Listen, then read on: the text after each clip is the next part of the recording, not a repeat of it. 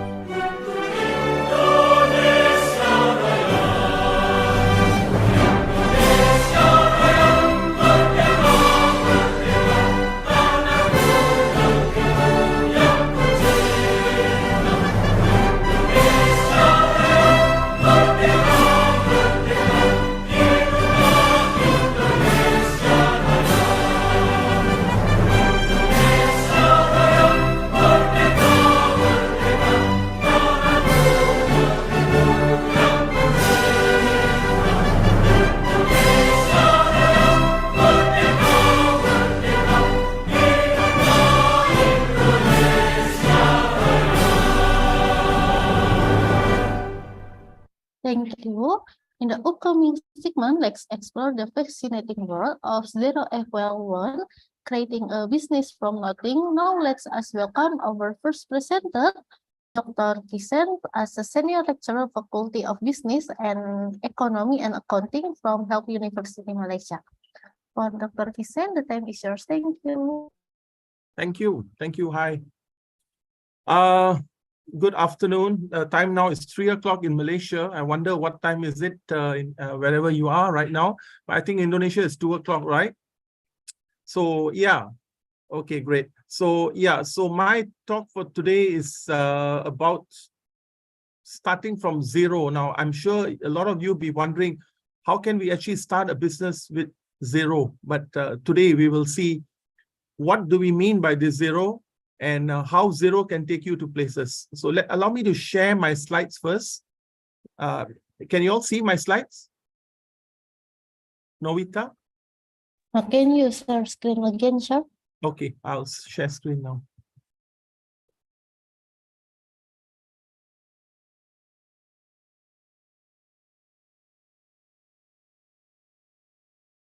All right. Can you see my screen, guys? Yeah, yes. Novita? Okay, great. Yeah. So yeah, 0 equals 1, creating a business from nothing. All right. So you might be wondering, how can I start now? Now, please stop me if I'm talking too fast. I have the tendency to speak very fast. So, Novita, you have to be my guide. If I'm talking too fast, please tell me that slow down a bit. I have a tendency to speak very fast. Yeah, I will. Yeah. So far, what I'm saying, you can understand what I'm saying. Okay, great. Okay, so I'll try to maintain this speed. But if I go a bit fast, please stop me and put the brakes on me. Okay, so today the date is 17 October. Welcome to all those participants here today who are joining us today live from every part of the Indonesia, wherever you are, probably in your house, in your campus. Okay, so I welcome you. And also, thank you for giving me this opportunity to talk to you guys today. So what do you mean by 0 equals 1? And how can we actually start a business from nothing? Okay, so before that, let me just move on to the next slide.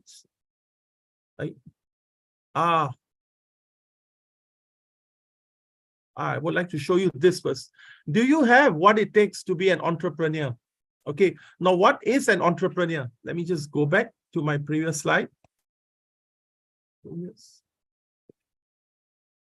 Now, actually, when I present this, I would prefer people to engage with me, ask me questions, and also raise some issues if you can.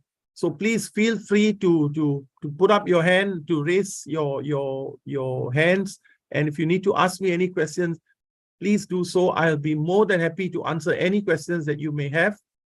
Okay. Now, this is a story. Let me start with a story. 2019, that was just before COVID, right? 2019, just before COVID, I met this student of mine. Back then, he was about 22 years old. And he told me, sir, I started my business and I was teaching him entrepreneurship and thinking that, you know, he will be benefiting from me. But this was one student where I benefited more from him, actually. Why I'm saying that? Because I was quite shocked when he told me that, sir, I've been doing my business since the age of 16 years old. He told me, since the age of 16, I've been doing my business. Now, at the back of my head, I figured that he must be a very I didn't tell him that, of course, but at the back of my head, I was telling, well, this must be a very rich man's son. And, you know, probably they've got 5 or 6 businesses running under his stable of companies. Probably they've got few conglomerate, they have a parent company and a few sister companies, a few branches. And I figured that, you know, probably the father must have just opened one branch for him and would have told him, okay, you just take over this business. So I didn't pay much attention to him. But as I got to know him more, I found out that actually his parents were working people. They were actually government servants and just medium at the middle level. And then I became more curious. Then I asked him, what business do you do? And why, how did you start this business? And who helped you when you started this business? And he said, sir, to be very honest, I didn't get any support from anybody, not even financial support.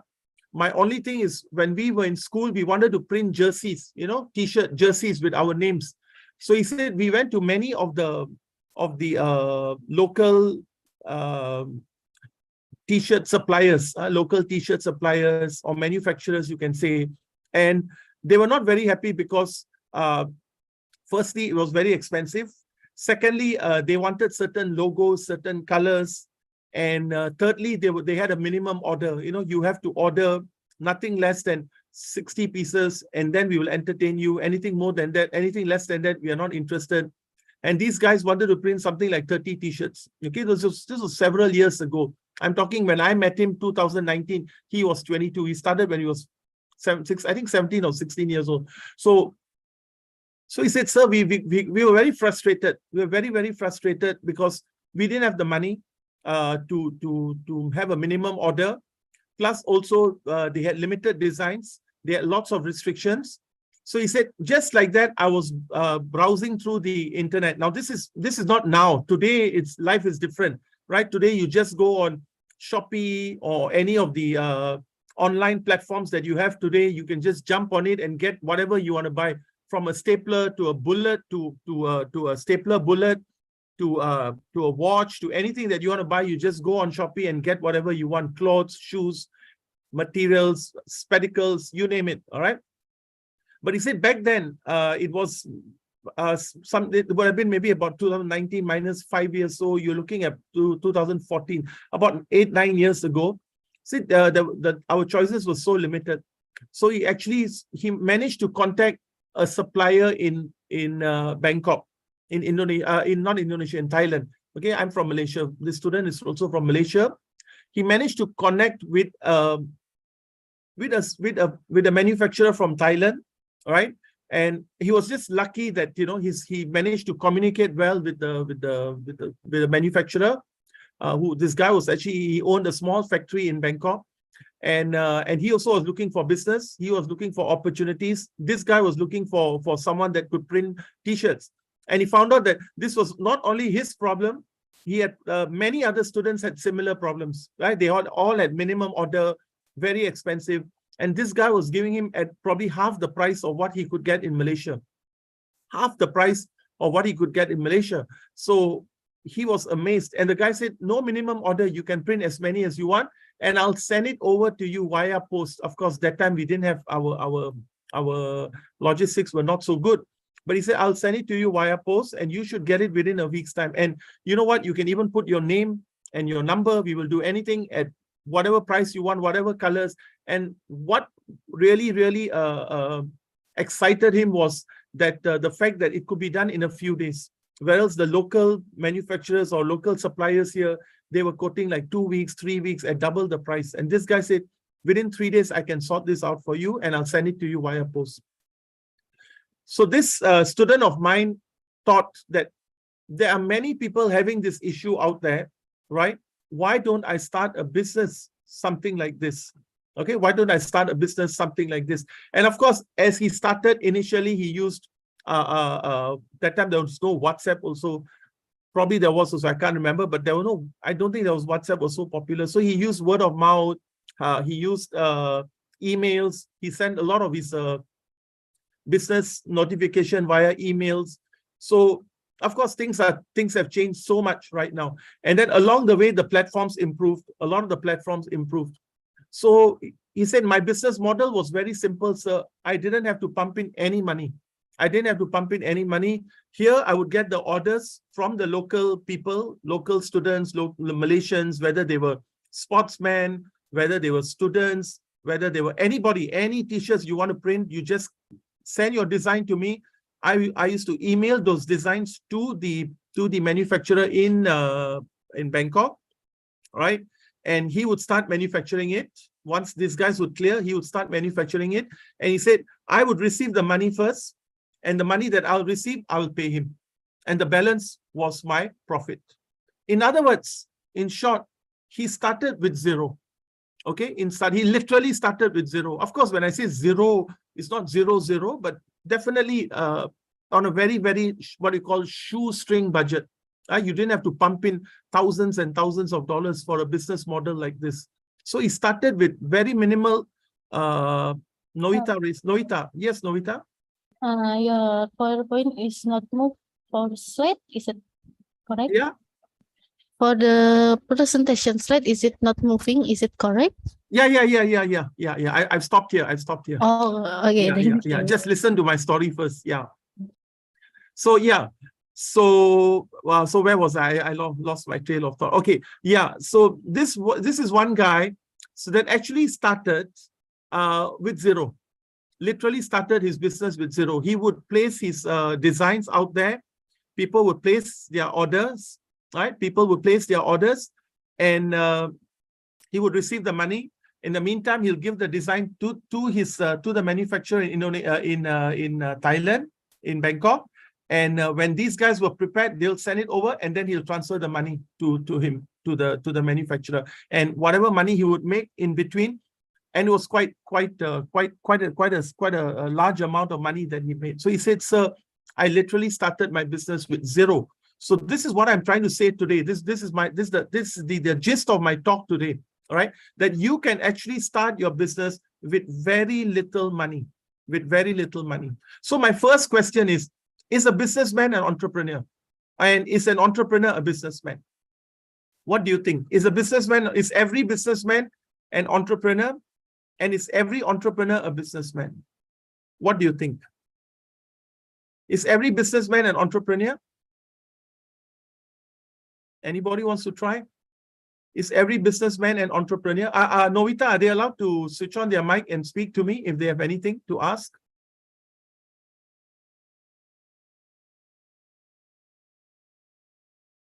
Novita, are they allowed to? Are the participants allowed to switch on their mics and talk to me?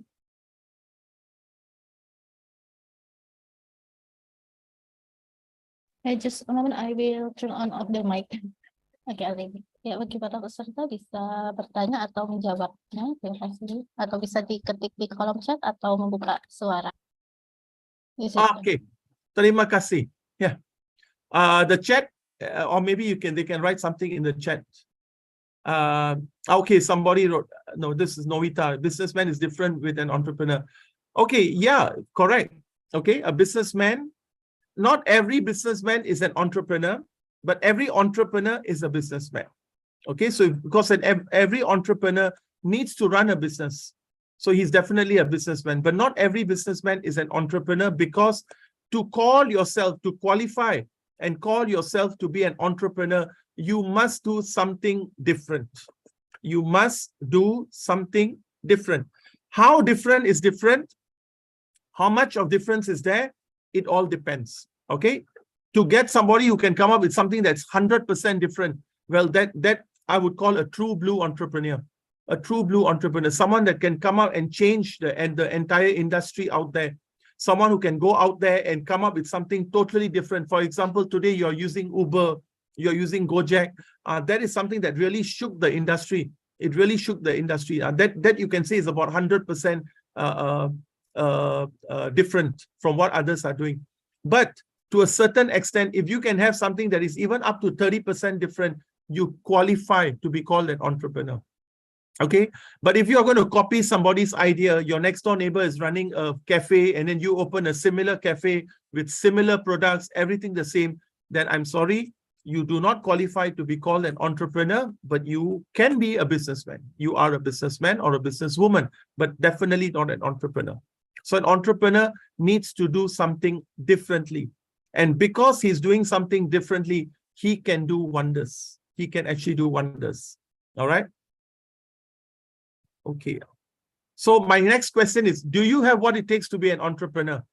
Can you be an entrepreneur? Can anybody be an entrepreneur? What do you think? Can anybody be an entrepreneur? Students, what do you think? Can everyone be an entrepreneur? Yes. Yes. Yes. Who answered that? What's your name? My name is Wibi VP. from STEKOM. Yes. STEKOM, VP. Thank you. Thank you so much. It's nice to hear your voice. Thank you, Welcome. VP. Thank you. Thank you. Yes, you are right. Everybody and anybody can be an entrepreneur. Everybody. And if there's something you can take from my class today or from my workshop today, from my session today, is just tell yourself, anybody and everybody can be an entrepreneur. Okay, you just have to think a little different. You just have to have a little twist in there. And you know what? Everybody is born creative. Don't ever tell yourself that you're not creative. Everybody is born creative. All right? All the creativity is here. All the juices are here. Okay? The only difference is we are not tapping it. We are not tapping it. If we don't tap it, this will stay in one place. But the moment you tap it, which means you tell yourself, I want to do something. I really want to start my own business. I really want to do something out there. Then this will start flowing. This creativity will start flowing. And then you will open your eyes a little wider. Your eyes will become bigger. You will start noticing everything around you. That's what makes an entrepreneur more alert than the rest. You start looking at things differently, because everywhere you go, you will be looking for opportunities. Where can I find an opportunity? What's the latest thing out there? What can I incorporate? Especially if you're flying overseas, for example, what can I bring back from overseas? Or what can I take from Indonesia and bring it to another country? Your thinking, your mindset will change. Your thinking and your mindset will change. But if you tell yourself, I cannot be an entrepreneur, maybe I'm not meant to be an entrepreneur, you will never become one. You'll definitely never become one. So anybody and everybody can be an entrepreneur, whether you're young, whether you are old, whether you're a male, whether you're a female, whether you are from whichever country, whether whatever beliefs you may have, you can be an entrepreneur. Everybody can. It's only a matter of choice that I want to be one or not. So take that with you today. Take that with you today that you can be an entrepreneur. I've heard of people as young as 12 years old becoming entrepreneurs. And I've heard of people as old as 70 years old starting a business. So age is not a limit. Male and female. In fact, there's a good study that says that a lot of females are better entrepreneurs than male. Yeah, Novita. All right. A lot of female entrepreneurs are better than male entrepreneurs. Okay, so don't just think that I'm a female, I can't do it. No way. In fact, a lot of females are better in running businesses than males. Okay, they've got more discipline, they are more focused, and they are what do you call it? Driven, very much driven. They are ambitious, very visionary in their outlook, and they can do it if they want to. Okay, so you have what it takes to be an entrepreneur, and so does everyone. So there are many definitions of entrepreneurship. There are many definitions of entrepreneurship, okay? But the one that I sent here is really wonderful. Individuals who pursue opportunities without regard to the resources they have. That means I don't have the resources. I don't have what? I don't have the money. I don't have the manpower. I don't have anything, but I have a good idea. I've got something that, wow, you know, that will change something out there, that will meet somebody's need out there, that will make somebody's life more meaningful out there. I have a very good idea, and I am willing to take that risk. I'm willing to take that risk to turn that idea into a business. I'm willing to take that risk to turn that idea into a business. And then you tell your financiers, you tell the people who are going to support you financially, the people who are going to invest, especially your investors, you tell them, are you willing to join me? Are you willing to join me? Are you willing to put your money? Because I have something that will really work. Okay. And for that, you must have those ideas running. And believe me, you can do it. You definitely can do it. Okay. So creativity is here. All right. Creativity is here. If you do something about that creativity, that means you physically do something about your creativity. That is called innovation. That is called innovation. That means I have an idea that's creative. Then I want to build, say, a robotic vacuum cleaner. A robotic vacuum cleaner. The idea is here, but I don't know how to do it. I'm going to start working on it. So when I start working on it, I'm bringing innovation. I'm bringing in innovation. And if I start a business using my innovation, that's entrepreneurship. So you see the flow, it all starts from here, a good idea, and you are all creative. If you just do nothing about this, you're going to take your idea to your grave. Right? If you do nothing about this, you're going to take your idea to your grave. If you do something about this, then you can say you are innovative. All right. And if you start a business using your innovative idea, then you can be called an entrepreneur. Okay. You can be called an entrepreneur. So who are entrepreneurs? Generally, they assemble and integrate all the resources. Now, the normal resources that we have are called the 4 M's. The 4 M's. Anybody wants to guess what are the 4 resources that you require in a business? What are the 4 M's that you need in a business? What are the 4 M's that you need in a business? Shout out loud. VP. Since I know your name now, VP. What are the 4 M's you think you need when you want a business? Is somebody entering something in the chat? No, please don't. Try not to use the chat. I prefer if you speak out, shout out loud. Be bold, be brave. As it is, I can't see you. So even if it's a mistake, it doesn't matter. It doesn't matter. So what do you think are the 4 M's when you want to start a business?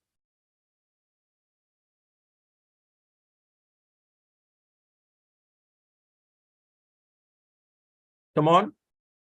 What are the 4 M's that I need when I want to start a business? What is the basic one?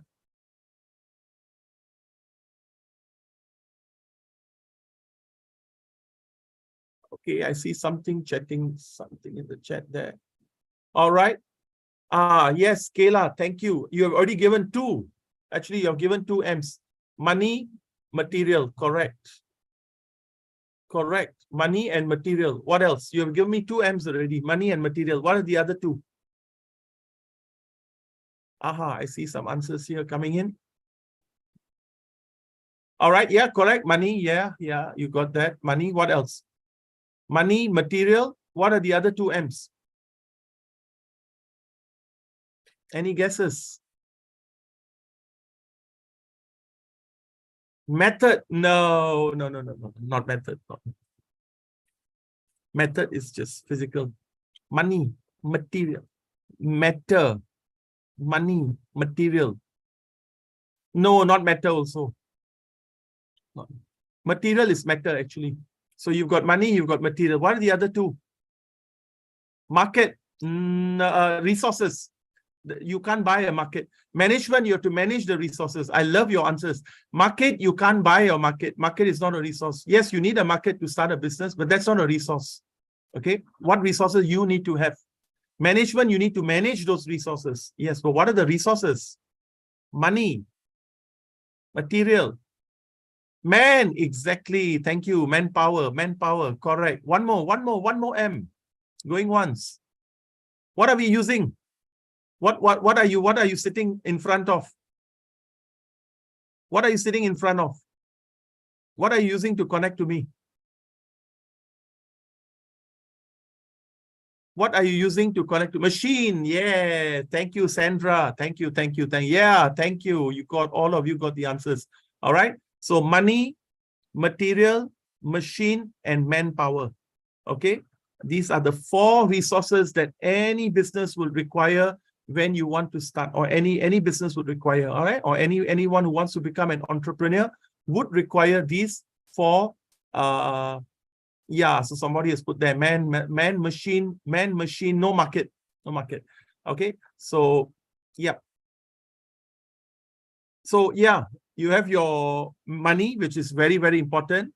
Manpower is the second most important resources that you require. Then you need to have machines, all right, whatever machines that you may need. And of course, material. Material here means your raw material. For example, if I'm starting a cafe, I need to have raw materials. So generally, these are the 4 common resources that you will require in any business. Okay, along with what? With a business model. Business model means how you want to run your business.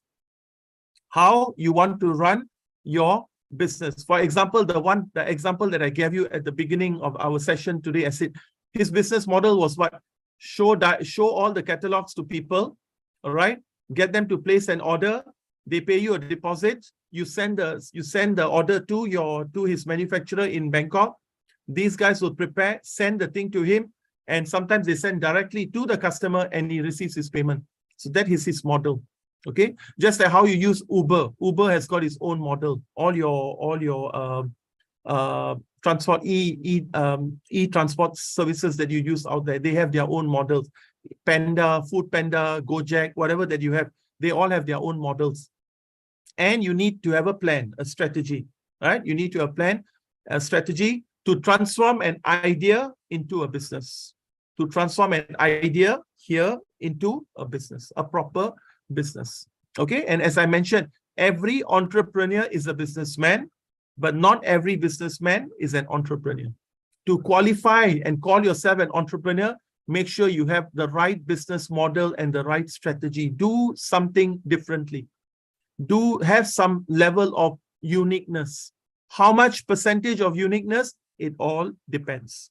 All right, 100% uniqueness sometimes may be difficult to achieve. That means you're going to come up with something that's entirely new. It may not be easy. Okay, but if you have something like 30% uniqueness, you qualify to call yourself an entrepreneur. Even if it's as low as 20% also, it's fine. But if you are just going to copy somebody's business and just do some minor changes like changing the name, and maybe instead of opening upstairs, I open downstairs above the guys, then you don't consider yourself an entrepreneur. You are just a businessman. Okay, and there's no harm done. If you want to be called a businessman, it's okay. As long as it serves your purpose, as long as you can make money, as long as you can feed your family, as long as you can buy a house for yourself, pay your bills, it's fine. I'm not saying that being a businessman is a bad thing. It's not a bad thing. Okay, but why stop at being a businessman when you can be an entrepreneur? When you can be an entrepreneur, why not go that extra step? Okay. So there's a lot of interest in entrepreneurship today. Just a little preamble, some introduction here. There's a lot of interest in entrepreneurship today. If you go on Amazon and you just type entrepreneurship or small business, I bet you're going to get more than 4,000 hits, maybe more, maybe much more. My data may be a little old. Okay, perhaps many books related to entrepreneurship and small businesses. And at the university level, at one time, entrepreneurship was not popular, but in the last 8 to 10 years, maybe more, maybe last 15 years, every university offers at least one course in entrepreneurship. Every university offers at least one course in entrepreneurship. And the reason behind it is because at one point of time, at one point in your life, maybe when you are 25 years old, maybe when you're 30 years old, you might tell yourself that I've had enough. I've had enough of working. I think it's time to do something on my own. Many people go through that phase. Okay, many people go through that phase, and whereby they tell themselves that I think enough of working now. You know, there's limit to my promotion. The next promotion is my boss's seat, and obviously your boss is not going to give you his seat. So you have reached your max in your promotion. You have reached the max in terms of your salary. You have reached the max in terms of your position, and then you feel that maybe, and just maybe, it's time for me to start my own business. So almost every university today has got at least one course in entrepreneurship. Okay. Another reason for this is also because large corporations that used to employ a lot of people at one time, today they are not employing as many people. Okay. Large corporations where they used to employ 3,000, 5,000 people at one time, today they have cut down to 10%. 10% of what they used to employ at one time. And of course, many jobs have been replaced with technology. Many jobs have been replaced with technology. So it's very important that our students today are equipped with the skills and knowledge in entrepreneurship so that in future, they can put it to good use. That's the good news. The bad news is 4 out of 5 businesses tend to fail in the first 3 years. I repeat, 4 out of 5 businesses tend to fail in the first 3 years. So the success rate is not very high. All right. And the reason is because a lot of people, when they start their business, they don't do a good job. They don't do proper planning. It's very important you learn entrepreneurship and you understand what are the requirements so that you are more prepared out there, and so that your success rate is much higher. Okay. Anyway, that's a bit about entrepreneurship. Okay. So is it business as usual? No longer. We are in an environment called business unusual. You look at those words down there in red. We are in an environment today. The environment that we are staying in is called business unusual. There's no such thing as business as usual. What may work yesterday may not work tomorrow. What worked 5 years ago is not working today. What may work today may not work tomorrow. We are living in an environment that is so dynamic. We are living in an environment that is so dynamic. Even as I'm talking to you, a new product or a new service is coming out there, which is going to change the way we do things. Okay. So the large organizations that used to say, oh, you know, nobody can touch us. We are the #1 leader in the market share. We are the giant. We are the best. For the last 20 years, we were #1 in this industry. They are shrinking. And some have even closed down. Okay. Some have even closed down. So if you can remember BlackBerry, if you can remember Nokia, you can remember Kodak, Minolta, these were all the giants at one time. These were all the giants at one time. In fact, today I can tell you a lot of the cars that are manufacturing those petrol-based cars, those diesel-based cars, they may be phased out in just a matter of time. If they're not ready to start electronic cars, if they're not ready to start self-driving cars, maybe in the future, But if they're not ready to take on hybrid cars or purely electronic cars, they're just going to fade away. They're just going to close down. They're just going to fade away in time to come. So you have to be on your feet. Okay. So the large companies, which were so big at one time, today they are being replaced by smaller entrepreneurial firms. Okay. The smaller entrepreneur firms, the very dynamic firms, they're actually fighting with the bigger companies. Okay. So large companies are facing shrinking payrolls, whereas new ventures are adding jobs. New ventures are adding new jobs, and large companies are reducing their workforce. Okay. And also another reason is because a lot of these large companies today, they are outsourcing. Many things that they do today, they are outsourcing. Banks, they want to, for example, banks, they want to outsource their IT operations to a smaller IT company. Let them handle IT. They want to outsource their recruitment, HR. Give it to a HR company, handle that, you know. So many large organizations, they are doing away with many of the processes that they have done before, and they now rely on the smaller firms to do it. Okay, they rely on the smaller firms to do it. So that's why large companies are shrinking, whereas new ventures are growing. So you guys, you youngsters, you youths of today, you've got lots of opportunities out there. Lots and lots of opportunities out there. And as I mentioned earlier, you don't need a lot of capital to start a business. All you need to do is think with something, just think out of the box, and you might do wonders. Just think out of the box and you might do wonders. Okay, so we call it business unusual. No more business as usual, but business unusual. All right, these are the 3 reasons why people want to become entrepreneurs and start their own companies. Many people, or everybody, desire to be their own boss. All right, everybody desires to be their own boss. They can make their own decisions. They can come whatever time they want to do. They want their independence. They want their free time. They want their flexibility. They do not want to be told when to go, when to come, what time to come, what time to go. So basically, it's all about independence.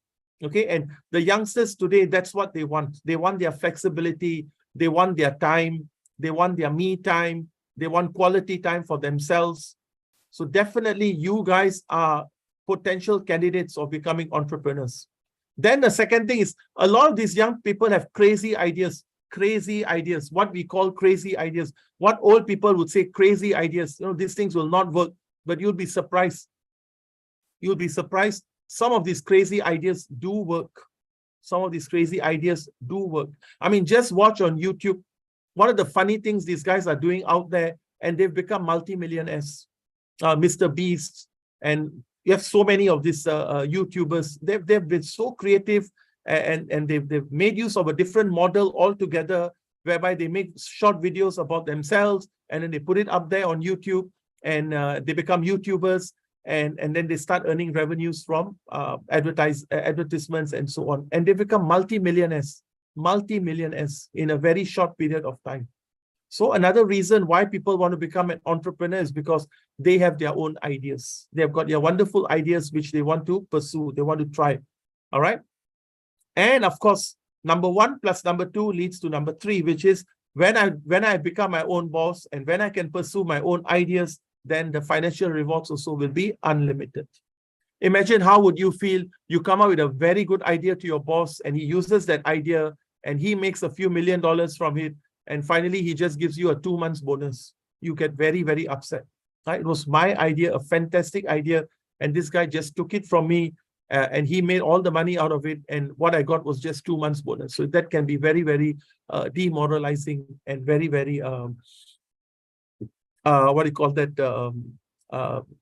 Keeps you very, very makes you very, very disappointed that I could have done it myself. Why didn't I try myself? Okay, so the financial rewards are unlimited. Many a times also, if you join an organization, you may have a very good idea, but the middle level managers are not listening to you. The middle level managers are not listening to you because they look at you as a threat. They look at you as a threat. So when you come up with good ideas, with weird ways or with new ways of doing things, they sometimes try to push you away with the hope that you do not come back and disturb their rice bowl. You do not disturb their jobs. So you will be seen like a threat, and many a times they will actually try to get you out of the company. Okay, by finding all sorts of faults in you and saying that, you know, your ideas are so silly, you're always wasting time coming up with these ideas. They're just going to make sure that you leave because you are a threat to them. Because if your boss finds out one day that all these great ideas came from you and not from that middle manager, you know what's going to happen to his job. Okay, he's going to lose his job. So he sees you as a threat. And because of that, you will not get your promotion, you will not get your increments, and then you will tell yourself, I think it's time to start my own business. Okay, so these are the 3 reasons why people do start their own business. All right, where are you, Kasser? Okay. What are some of the characteristics of successful entrepreneurs? The number 1 characteristic is passion. All right, they just love what they do. Okay, an entrepreneur, if you one of the things that you need to ask yourself as an individual today is, what is it that you love doing? What is it that you love doing? You need to ask that question, and only you can answer it. Only you as an individual can answer it, because what excites you may not excite another person. What may excite you may not excite another person. So if you meet a friend and you find out that she is running a kindergarten and she's doing very well, please don't tell yourself, I'm also going to open a kindergarten, and because why my friend opened a kindergarten and she's so successful today, I'm also going to do the same thing. You need to ask yourself, do you like dealing with children? Do you like playing with children? Do you like spending time with children? Are you patient enough to deal with children? If you're not, then that's not the line for you. So you need to find your own path. What excites you? It can be anything. It can be retailing, it can be manufacturing, it can be tourism, it can be related to accounting and finance, it can be related to law, it can be related to international business, it can be running a cafe or running a hair salon, it can be anything, something that excites you. That's the number 1 characteristic, and no one can take that from you. No one can take that from you. All right, please remember that if you are passionate about something, nobody can take that away from you. And at the same time, nobody can make you passionate. Nobody can force you and say, oh, you have to write a kindergarten and run a kindergarten. I don't like it. Simple as that. I'm not going to do it. Then your second most important characteristic is you need to focus on the customer or the product. Now, customer here means you know what their needs are. Product here means you can come up with a product that can create a need. You see the difference, huh? Customer here means you know what their needs are, what is it that they're looking for, and you try to meet those needs. Whereas product here talks about a product or a service that you're going to create out there, which will have customers for it, which people will get excited about. So so that's why they put it, we put it as product or customer focus. Then the third one is very interesting, tenacity. Tenacity simply means you never give up. Tenacity means you never give up. The life of an entrepreneur is not going to be an easy one. There will be lots of ups and downs, valleys and throws. So a life of an entrepreneur is not going to be easy, and you should be ready for this tenacity, right? That means I'm not going to give up. No matter how difficult it is, I'm going to continue, and I'm going to continue, and nothing is going to stop me. Okay. Now, this also means starting from zero, right? When you're starting from zero, you have got nothing to lose. If you're starting from zero, you've got nothing to lose. Okay, so that's what we mean by 0 to 1. From zero, you started a business, one business, right? And tomorrow, if something goes wrong, you go back to zero. In other words, you've got nothing to lose. You've got nothing to lose. You've got everything to gain. From that one, you can open 5 outlets. Consider yourself very, very lucky. But if, let's say, things don't work out, what do you lose? You've got nothing to lose. Okay, but don't give up. All right, don't give up. And the last one, in case you're wondering, what is execution intelligence? Execution intelligence simply means common sense. Common sense. How to start a business, how to do marketing, how to talk to customers, how to manage my funds, right? These are the simple, basic rules of running a business. One of it is buy low, sell high. All right, buy low, sell high. I buy a pair of shoes for 60 ringgit and I sell it for 100 ringgit. I make a profit of 40 ringgit. Okay, definitely I'm not going to buy for 60 ringgit and sell it for 20 ringgit and lose 40 ringgit. Okay, so execution intelligence simply means the basic common sense when you're running a business. So that's why when you learn business, you have to know something about the law. You need to know something about managing human resource. You need to know about marketing. You need to know about management. You need to know about operations, finance, accounting, IT. Why? Because these things will help you when you're running your own business. Okay, so that's called the execution intelligence. So you add these 4 jigsaw puzzle pieces, voila, what you get is a successful entrepreneur. Okay, now a lot of people say you need to be born an entrepreneur. Well, that's not true. You don't have to be born an entrepreneur, but a lot of entrepreneurs have common traits and characteristics. Apart from what I've already mentioned, these are some of the common traits of an entrepreneur.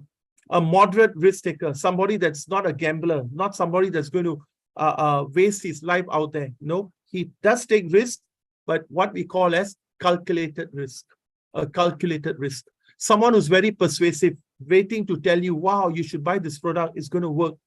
Someone who's always promoting his ideas. Someone who can assemble resource, which I just mentioned earlier, getting the four M's. How you assemble all these resources, money, machine, material, manpower, join them up and start a business. Okay, so someone who can reassemble, you can assemble all your resources.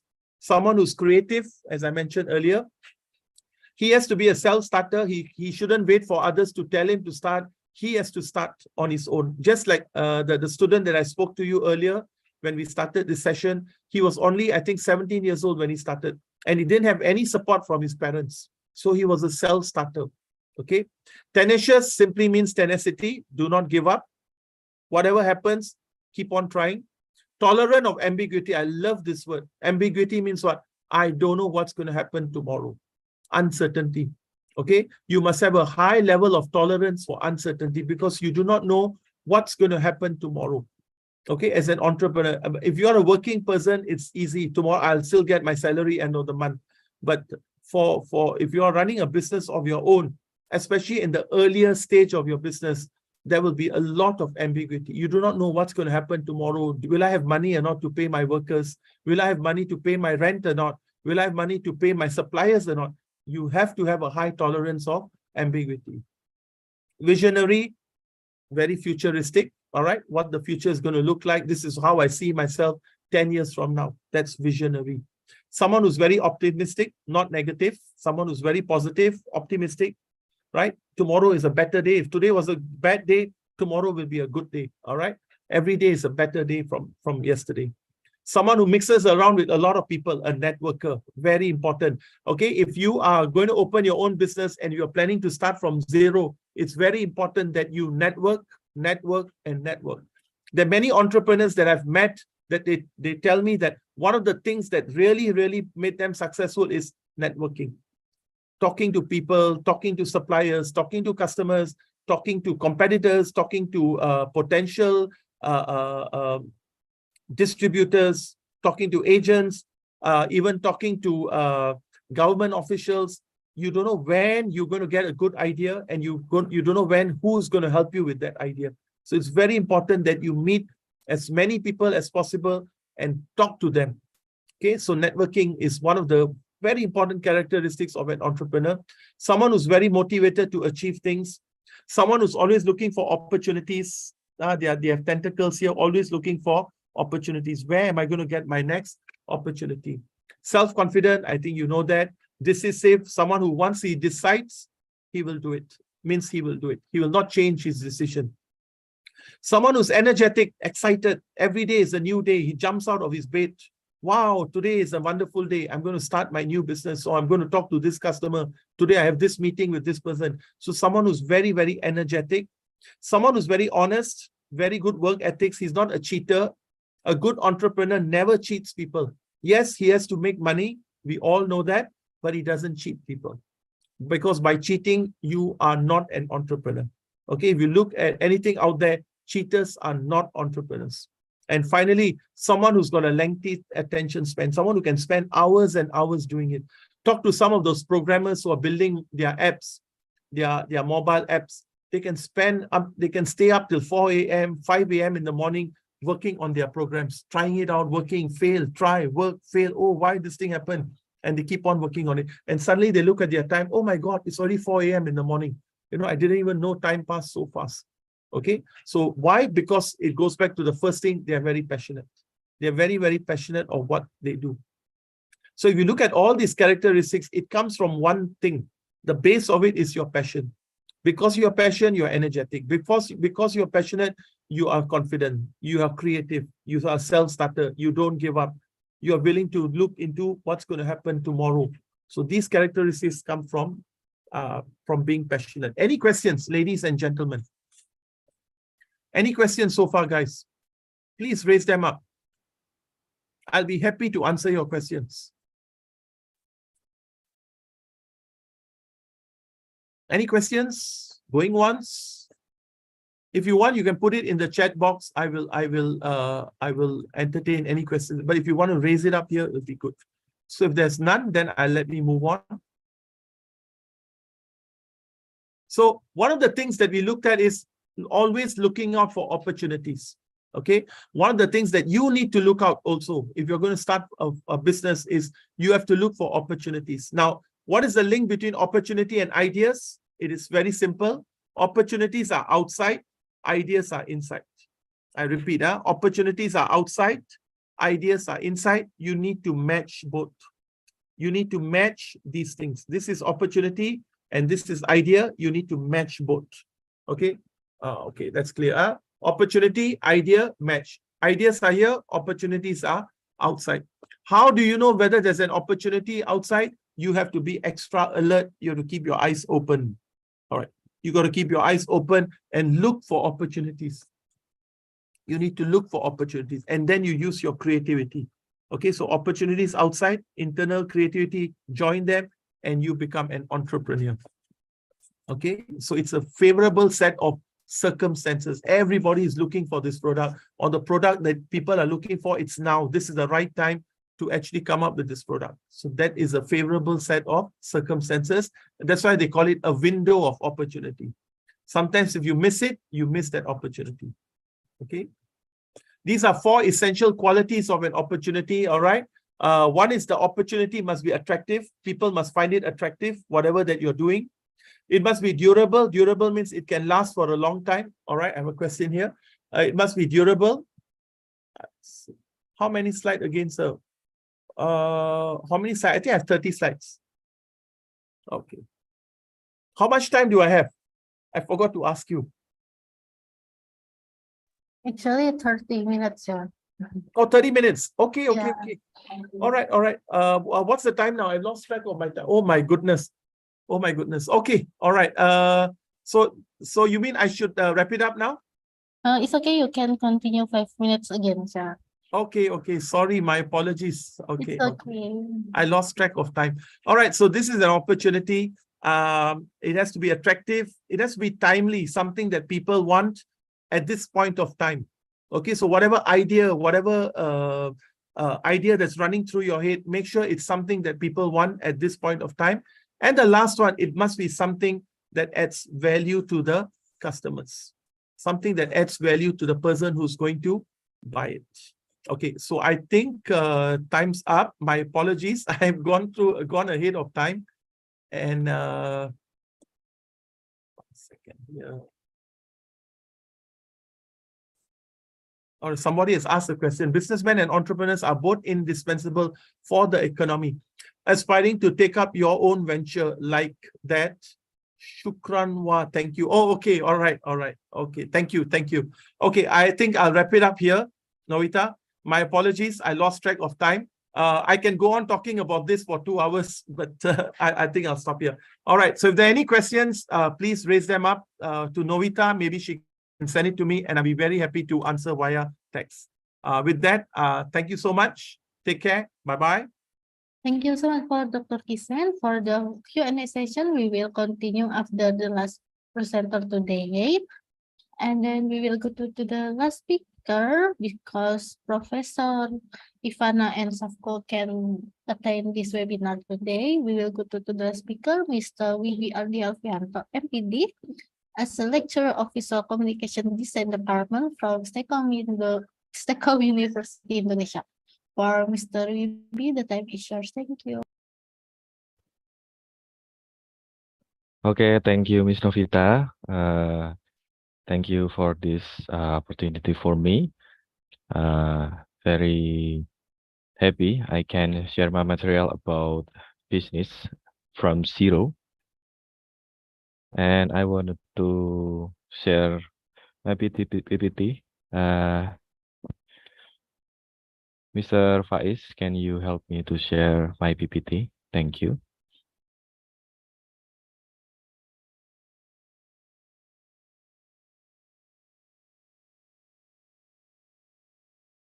Sebenarnya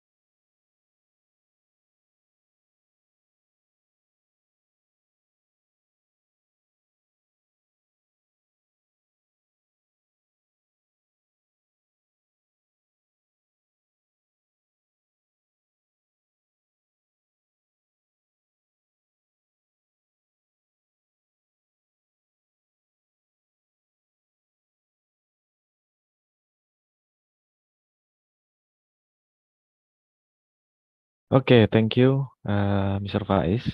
I want to talk about starting your own business from zero to success. Next. So, first, you need to know about this, how you're developing your startup idea. Have you ever had a genius business idea struck you only to visual out in the end because you have no idea of how to bring your startup idea to the next level? Well, to help you get started, here is a concept step by step guide to develop your startup idea. First, consider and analyze the relevant market. Firstly, consider the market niche that your startup idea is applicable to. What are the needs of the industry and its consumers? Are there any unsolved problems faced by the industry? Is your startup idea going to bring resolution and improvement to this situation? You can refer to industry-specific authority site to keep you constantly updated with the latest trend. Next, next again.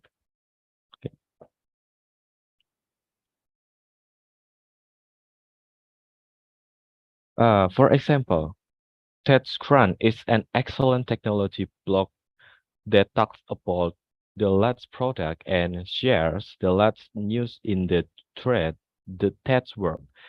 It also profiles a new startup and provide an overview of up and coming things in the market.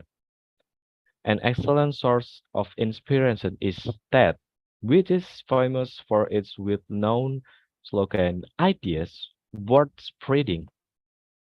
It is a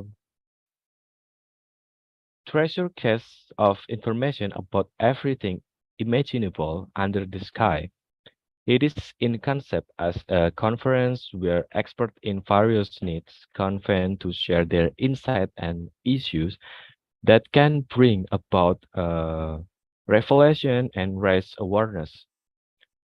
Presenters usually have around 80 minutes to talk about their topic, and the focus of their presentation can span from the an investment in the field of discipline to sociality issue that they wish to heighten the awareness of.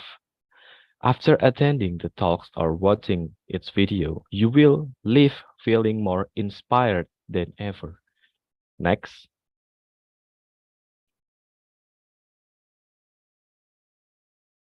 Okay, next again.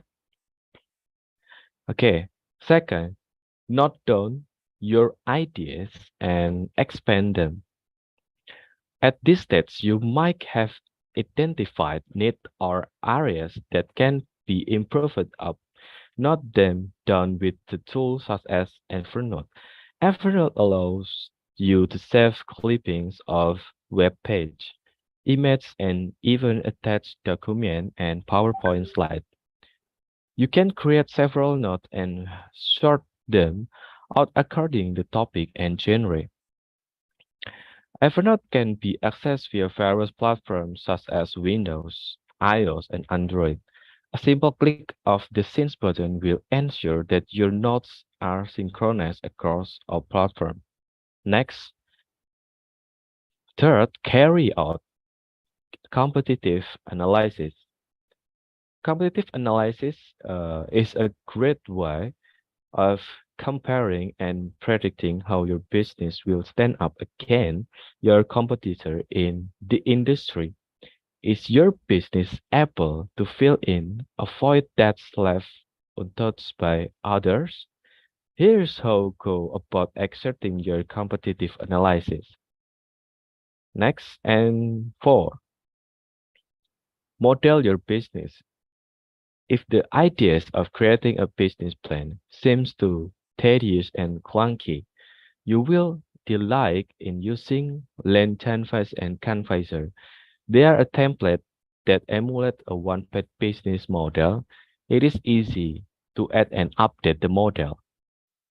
You also get to enjoy a clear overview of the following 9 building blocks of your business model: customer segment, value proposition, channel to reach out the client, customer relationship, revenue stream, care resource, activities that create value, care partner, and cost structure. Next, and five, you can create or design or sketch your mock-up and then test it. The time has a long past the stage where you have draw sketches on a whiteboard and scribble all over that place.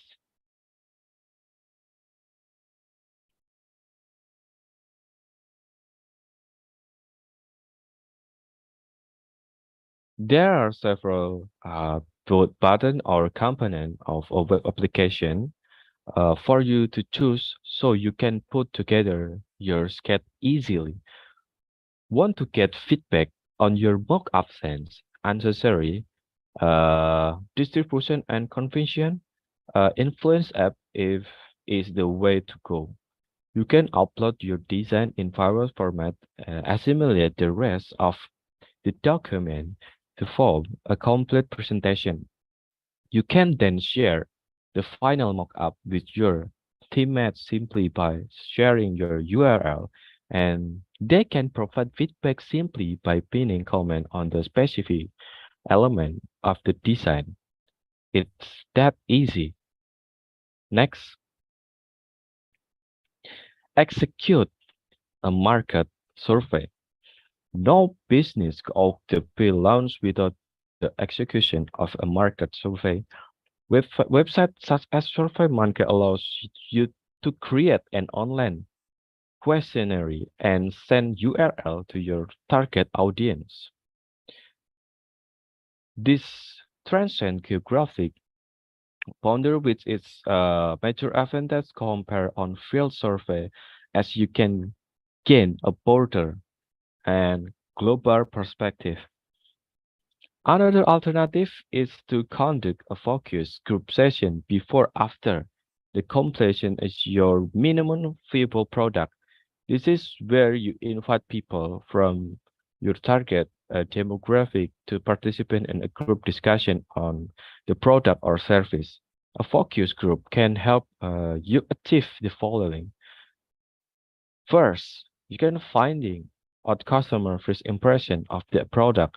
or service-based packaging and marketing campaign, gathering customer real-time feedback on the virtues and vice of the product or services, tweaking your marketing strategies and improving your product before the final deliverable. Next, develop your product, your final product. The next step will be to implement the tweaks and necessary adjustment to create the final product. During the stage, there are several project management software to help you keep the progress. Trello and Agilzen are some good recommendations. The template is defined into different states or board where individual can be assigned to be charged of different section. Tasks can be moved from one stage to another, from backlog to working to approve it. This gives a very clear picture of the progress of each project segment and what needs to be done. Next, gathering customer feedback and measure your business result. There are lots of uncertainties about a business, but what if you can get answer the burning question you have if things aren't good going as expected? This insight help you to reach out to your audience. You can install it on your website and visitor will be prompted with two questions when directed to your homepage.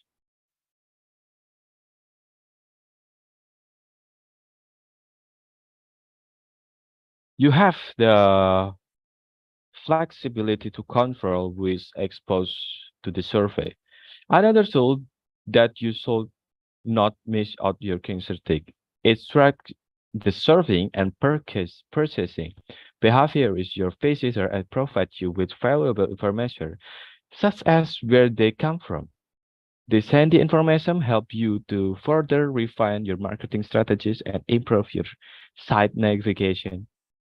The last two steps will refine again and again your business constantly develop and adapt to the market. Next, market research and analysis. Next,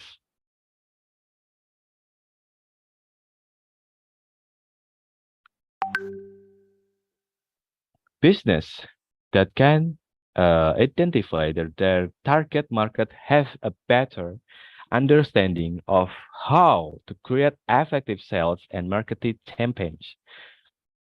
Identifying a target market using strategies such as defining your audience and tracking data can help you make sure your ideal consumers see your advertisement and product. Learning the different strategies for identifying your target market can make this process easier. What is target market? A target market is a unique group of consumers who share common interests and characteristics that make them more likely to buy a business product or service. Before selling its product or services, a business must first identify its target market. A business can use a variety of methods and strategies to identify its target market, such as profiling, interviewing, and data tracking.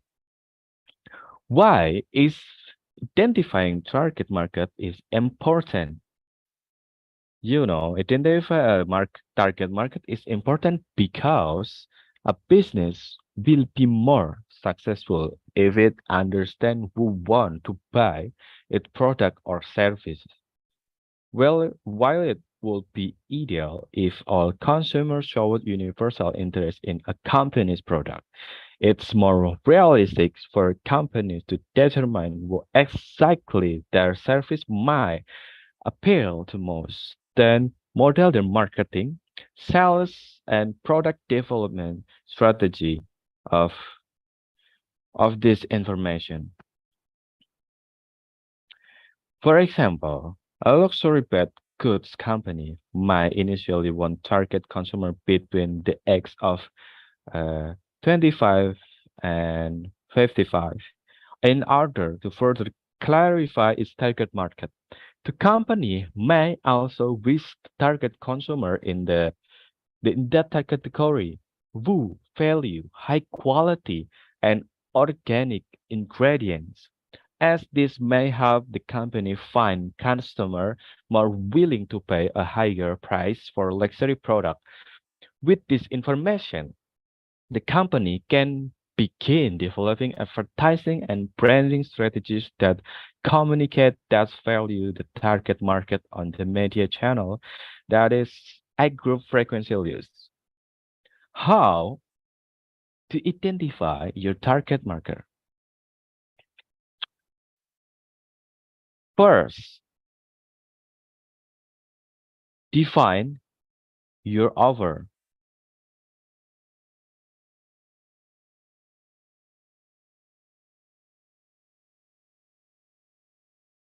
Next. Okay. The first step to identifying your target market is defining your offer, or what it is that makes your product or service desirable. This information helps you more easily determine which desired product to define your offer. Here are some questions to consider. First, what is your primary offer? Defining your primary offer or your company's overall mission with its product and services help you understand the value it can provide to your ideal market. Knowing everything about your offer allow you to begin to think about who would want it. And second, what problem does it solve? You begin to see the value in your product when you ask yourself what the problem it solves. Creating and offer the provide a solution to a problem makes it more attractive to consumers. And third, why is it better than the competition? You can understand your offer and identify what problem it solves, but being able to genuinely answer why it is better than competition give you a value proposition that makes it easier to market. Second, track data. The easiest way to identify your target markets is by tracking data-driven analytics. Consider that for data collection strategy that collect data to help you identify your target market. First, website analysis. Using analytic data about your website's visitor, you can learn who is visiting your site, how long they spend there, and what their buying habits are. To run a successful web analytic campaign, start by publishing content to your website that target specific keyword related to your product or services. Your target market search for this term and finds your website as a result. Your analytic track these people and collect information about them. Once you collect enough data, you gain insight into who search for your target keyword and found your content, which can clarify your target market. Point of sale analytic.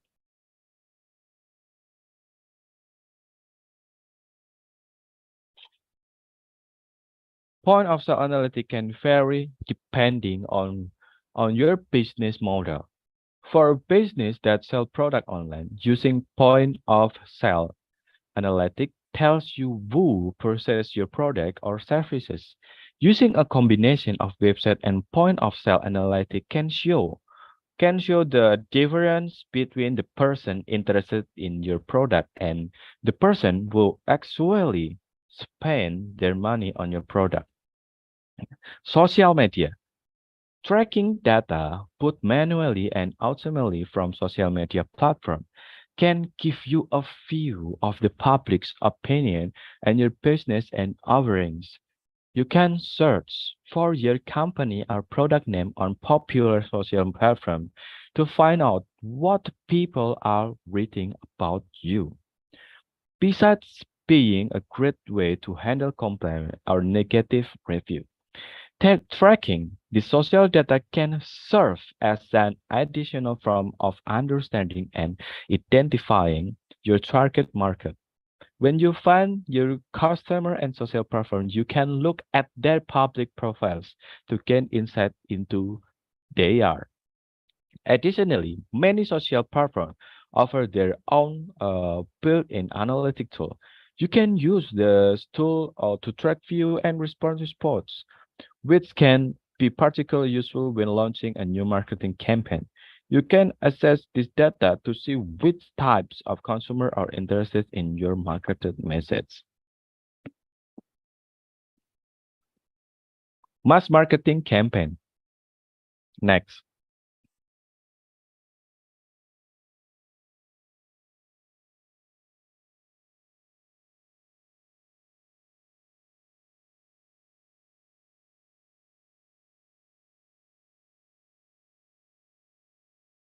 If you don't yet have much data to analyze from your website, visitor, or customer base, consider running a mass marketing campaign. A mass marketing campaign is a form of marketing in which you don't specifically target a market and instead leave your campaign open to the entire public.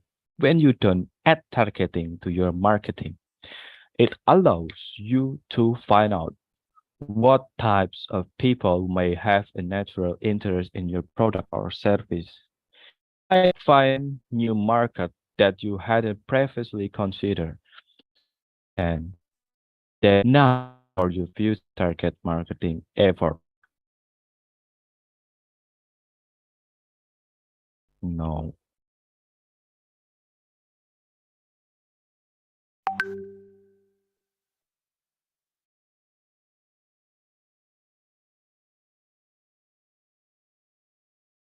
Next.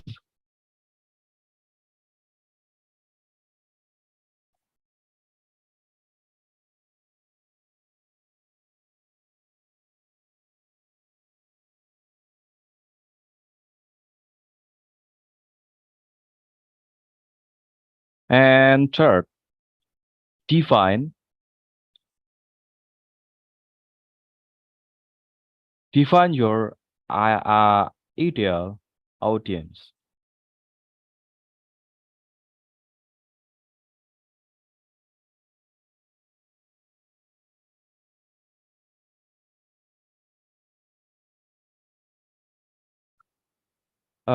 Defining your ideal audience allow you to further clarify your target market, especially once you have data to inform some of your initial impressions. Use these 5 questions to help define your ideal audiences. Who? Who do you believe will enjoy your product? Who do you want to buy your product? What? What product do you imagine that consumers like to buy right now? What are your audience hobby, interests, and needs?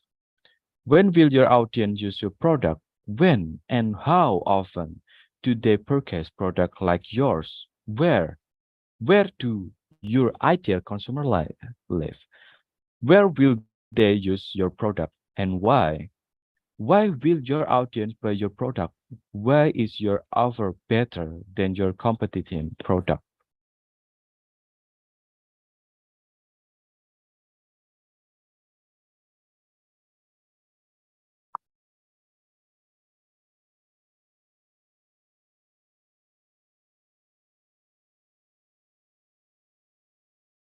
Next. Okay.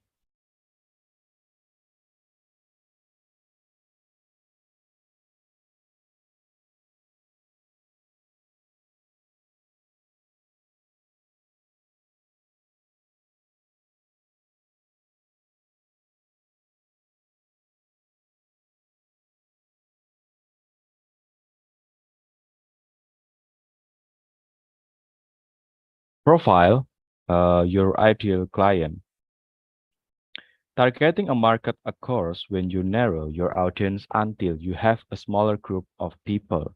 You might choose to refine your target market into one group or separate it into multiple categories for different products.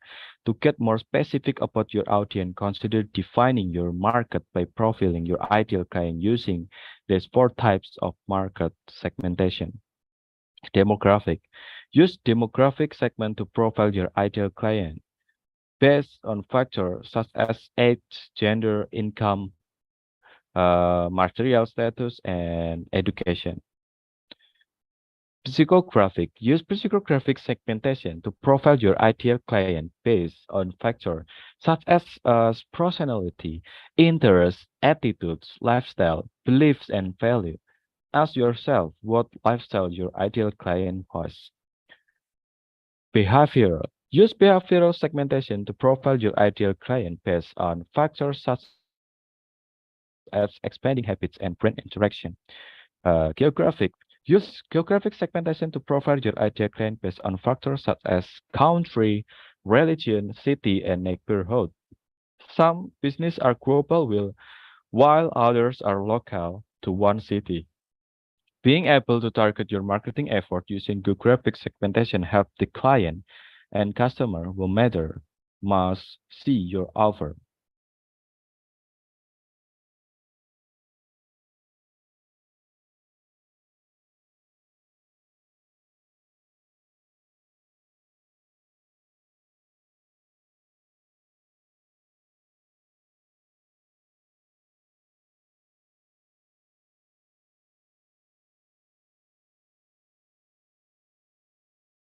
Next,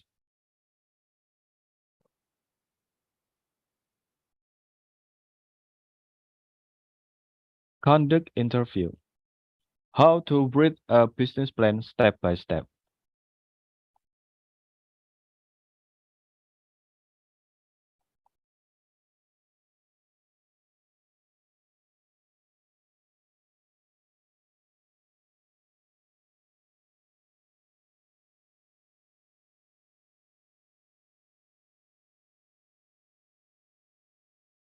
Next, first, read an executive summary. This is the first page of your business plan. Think of it as your elevator pitch. It should include a mission statement, a brief description of the product or services offered, and broad summary of your financial growth plans. Took the executive summary is that first thing your investors will read. It can be easier to read slides. That's why you can highlight information you've identified while reading other sections that go into more detail. Second, describe your company. Next up is your company description, which should contain information like your business record's name, address, your business location, names of key people in the business. Make sure to highlight unique skills or technical expertise among members of your team. Your company description should also define your business structure, such as a sole proprietorship, partnership, or corporation, and include the person ownership that each owner has and the extent of its owner involvement in the company. Lastly, it should cover the story of your company and the nature of your business now. This prepares that reader to learn about your goals in the next section. And third, state your business goal. The third part of business plan is an objective statement. This section spells out exactly what you like to accomplish both in the near term and over the long term. If you are looking for a business loan or outside investment, you can use this section to explain why you have a clear need for the funds, how the financing will help your business grow, and how you plan to. 4. Describe your product and services. In this section, go into detail about the products or services you offer or plan to offer. You should include the following: an explanation of how your product or services work, the pricing model for your product or service, the typical consumer you serve, your supply chain and other fulfillment strategy, your sales strategy, your distribution strategy. You can also discuss current or pending trademarks and patent associated with your product or service. Achieve your growth target. DK is to provide a clear explanation of the opportunity present and how the loan or investment will grow out your company. For example, if your business is launching a second product line, you might explain how the loan will help your company launch the new product and how much you think sales will increase over the next 3 years as a result. 5. Do your market research. Lenders and investors will want to know what sets your product apart from your competition. In your market analysis section, explain what your competitors are, discuss what they do well, and point out what you can do better. If you're serving a different or underserved market, explain that. 6. Outline your marketing and sales plan. Here, you can address how you plan to persuade customer to buy your product or services, or how will develop consumer loyalty that will lead to repeat business. Perform business financial analysis. If you are a startup, you may not have much information on your business financials yet. However, if you are an exciting business, you'll want to include income, a profit and loss statement, a balance sheet that lists your asset and debt, and cash flow statement that show how cash come into and goes out of the company. You may also include metrics such as net profit margin, the percent of revenue you keep as net income. Current ratio, the measurement of your liquidity and ability to repay debt. Accounts receivable to turnover ratio, a measurement of how frequently you collect and receivable per year. And the last, make financial projection. Make financial projection. This is a critical part of your business plan if you're seeking financial on investors. It outlines how your business will generate enough profit to repay to loan, or how you will earn a decent return for investor. Here, you'll provide your business monthly or quarterly sales, expense, and profit estimates over at least a 3-year period, with the future number assuming you're obtaining a new loan. Accuracy is a key, so carefully analyze your past financial statement before giving a projection. Your goals may be aggressive, but they should also be realistic. Next, next, building your team. This is the last. If you want to lead your business, you need a great team in your business. Next, okay, you can hiring the right people. When build your team, it's important to hire the right people who share your vision and can help your business success. And second, create a positive work environment. A positive work environment can help increase productivity and employee satisfaction. Consider factors such as office layout, company culture, and work-life balance. So this is the last my material. So I hope you can understand. Even you want to lead your business and you start your business. Thank you very much.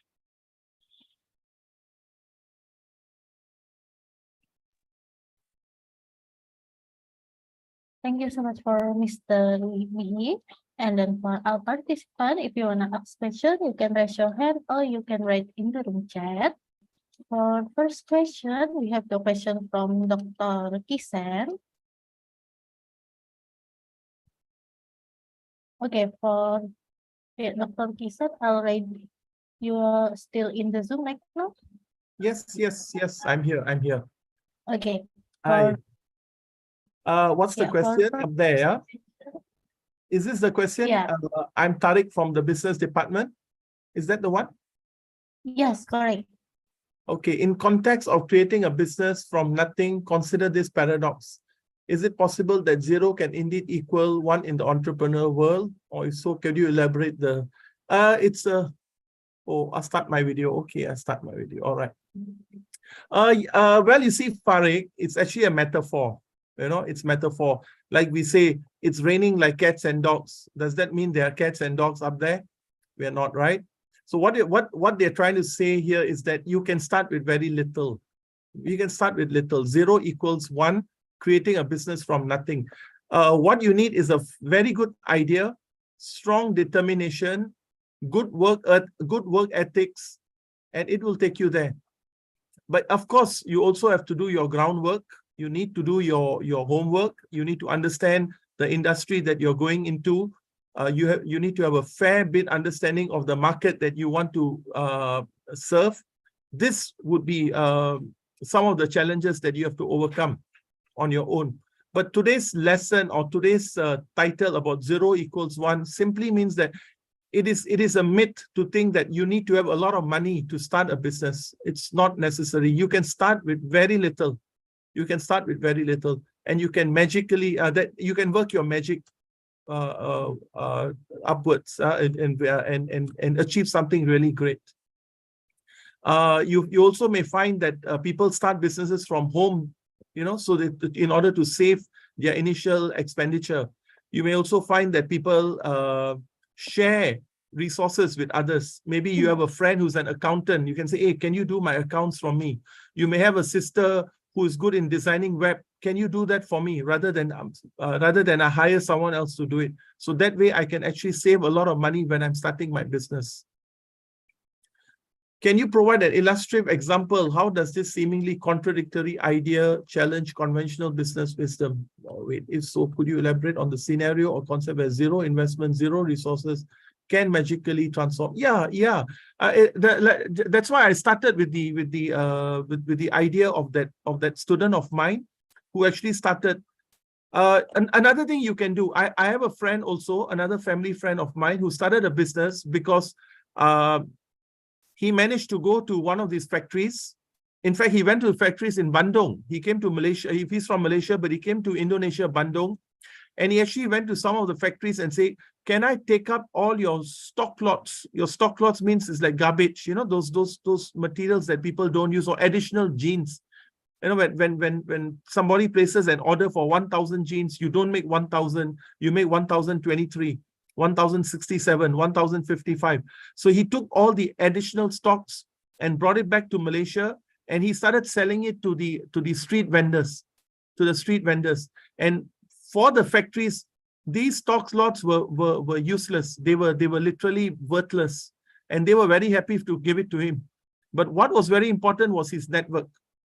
And in fact, the owner told him, you can pay me when you want to pay me, because I trust you. So when you sell your goods, when you have the money to pay me, you can pay me, because I don't really need this stock.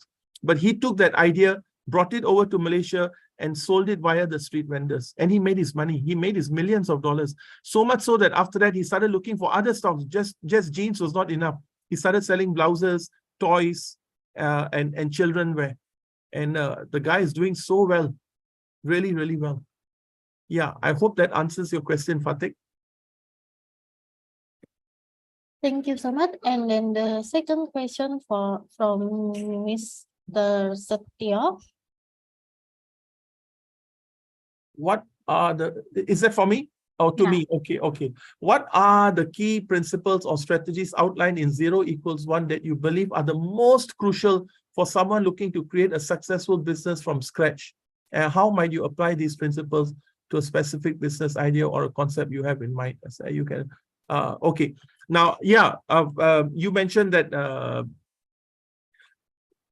very, very important. I would say if you ask me something that is really, really important, I would say networking. I would say networking is really, really important. Building relationship with people, talking to people, going out there. You never know who is going to give you your $1 million idea. You just never know. Sometimes you just stumble upon it. But of course, you may say, oh, this guy was just lucky. He happened to be at the right place at the right time. But I would say that the more you go out and meet people, the more you expose, the more you are exposed to what's happening out there, these ideas will fall in place. These opportunities will fall in place. And then when you give it a thought, when you give it a serious thought, how is it that I can actually do something different? It may come. It may not come immediately. It may come. And of course, one more additional thing, if I could add on, is experience. Okay, having some relevant experience in that industry is also very important. Okay, because when you have some experience in an industry, maybe you have worked for 1 year in a food and beverage industry, you have worked for 1 year in a supermarket or whatever industry that you are very passionate about. Having that experience in there will actually allow you to see some gaps. Oh my goodness, there is actually a need here, but nobody's looking at this. Why can't I park myself here? I give you one example. I had a friend who was working for one of these big 4 accounting firms. We call them the big 4.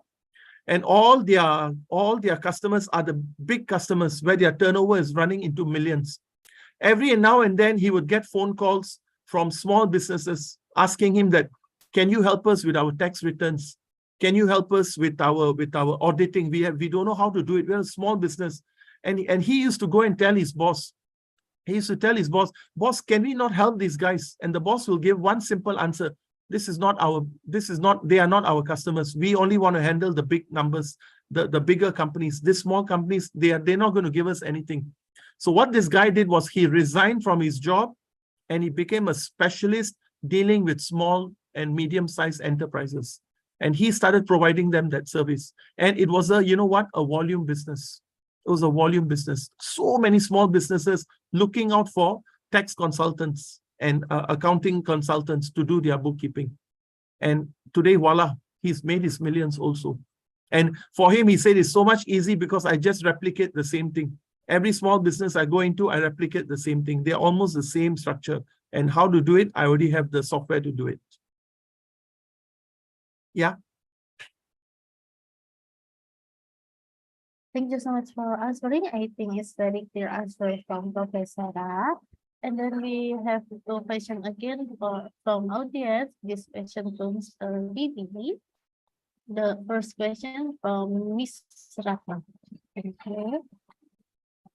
Okay, as a lecturer, how can inspiring entrepreneurs be guided to creatively bootstrap and launch an online business when they have limited or no initial capital, and what key principles should they be aware of? Starting an online business without capital can be challenging, but it's not impossible. Here, you can use this step you can take to launch your online business with minimal or no upfront investment. First, identify your needs. Choose a niche or industry that you're passionate about and have a sound expertise. Brainstorm business ideas to require minimal or no capital get started. Create a business plan. Outline your business model, target audience, value proposition, and revenue source. Plan how you grow and monetize your business over time. Develop your skills. Learn that skill necessary to run your chosen online business. This might include web development, digital marketing, content creation, or other relevant skills. Build an online presence. Create a professional website or use the free website builder like WordPress, Wix, and Weebly. And content creation. Generate high-quality content related to your needs, such as blog posts, videos, or products, to attract and engage your audience. You can to be affiliate marketing, promote product or services of other companies and earn commission for each sale made through your referral. Or drop shipping, start an e-commerce business by partnering with supplier will handle inventory shipping, allowing you to focus on marketing and sales. Okay. And the last, passion and persistence. Starting a business with no capital takes time and effort. Be patient and stay persistent as it may take a while before you start seeing significant returns. Thank you. And the next question from Ms. Ratna. Okay. What instructional strategies and industry insights can you provide to students interested in learning how to effectively introduce new product to the market and capture the interest of potential customers? Introducing your product successfully require a well-planned strategy to create awareness, generate interest, and drive sales. You can use this step, market research. Understand your target audience and their needs, preferences, and pain points. Analyze the competition and identify gaps in the market. Product development. Create a high-quality product that address a specific problem or fulfill a need in the market. Test the product thoroughly to ensure it meets or exceeds consumer expectation. Define your unique selling proposition. Determine what sets your product apart from the competition. This could be quality, price, feature, and unique benefits. Branding and positioning. Create a strong brand, identify and positioning that resonates with your target audience. Develop a compelling product name, logo, and tagline. Pre-launch marketing, bullet anticipation before the official launch with teaser and sneak peeks. Create a post on social media, your website, and email newsletter. Consider using tactics like countdown and exclusive offer. Other thing. Influence marketing. Collaborate with influencers or experts in your industry who can promote your product to their followers. Public relation with press release and pitch your product to relevant media outlets, blog, and influencer. Secure media coverage to increase product visibility. And the last, monitor and adapt. Continuously monitor the performance of your product and marketing efforts. So collect and analyze consumer feedback to make improvement if necessary. Okay. Thank you. Thank you so much for answering. I think it's very clear answer from Professor. Before I close this event, please for all participants open your camera. I will take a picture on the count of 3. 1, 2, 3. Okay, another one. 1, 2, 3. Smile. Thank you for your information.